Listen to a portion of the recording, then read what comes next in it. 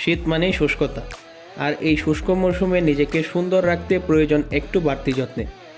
এই মৌসুমে আমরা কম বেশি ত্বকের যত্ন নিলেও চুলের প্রতি করে বসি অবহেলা। এতে চুলে দেখা দেয় নানান সমস্যা, পাশাপাশি চুল হয়ে পড়ে মলিন ও প্রাণহীন। শীতকালে চুল স্বাস্থ্যোজ্জ্বল রাখতে চলুন কিছু ঘরোয়া উপায় সম্পর্কে জেনে নেওয়া যাক। চুল ও মাথার ত্বক পরিষ্কার রাখা। মাথার ত্বক বা চুল পরিষ্কার রাখা অত্যন্ত জরুরি। মাথার ত্বকে ময়লা ও ঘাম খুশকির অন্যতম কারণ। যারা প্রতিনিয়ত বাইরে যান তাদের মাথায় খুশকির সমস্যা বেশি লক্ষ্য করা যায়, তাই বাইরে যাওয়ার আগে চুল ডেকে নিতে পারেন। তাছাড়া বাড়ি ফিরে অবশ্যই মানসম্মত শ্যাম্পু ব্যবহার করে চুল পরিষ্কার করতে হবে। হট অয়েল মাসাজ করা। প্রতিটি মৌসুমে চুলের যত্নে তেল অন্যতম, তবে শীতকালে তেলের ব্যবহার একটু বেশিই জরুরি, কেননা শীতের শুষ্ক আবহাওয়া প্রকৃতি থেকে আর্দ্রতা শুষে নেয়, ফলে চুলের ন্যাচারাল অয়েলের ঘাটতি দেখা দেয়। তাই চুলের আর্দ্রতা ধরে রাখতে শ্যাম্পুর আগে খাঁটি নারিকেল তেল উষ্ণ গরম করে মাসাজ করা যেতে পারে, তবে ভালো ফলাফল পেতে রাতে তেল মাসাজ করে সকালে শ্যাম্পু করতে হবে। Hair mask.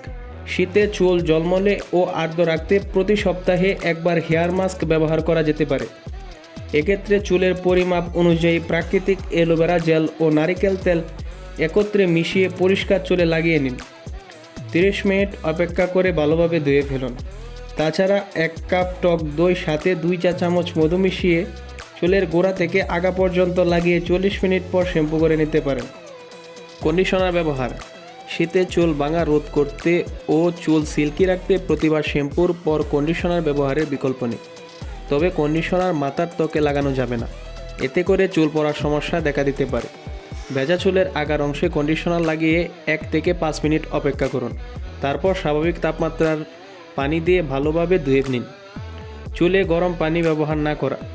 ঠান্ডার মৌসুমে আমরা মূলত গরম পানিতে গোসল করতে পছন্দ করি, তবে গরম পানি মাথায় ব্যবহারের মতো ভুল করা যাবে না, কেননা অতিরিক্ত গরম পানি ব্যবহারে চুলের ক্ষতি হতে পারে। তাছাড়া চুল পড়ার মতো সমস্যাও দেখা দিতে পারে। বেশি বেশি পানি পান।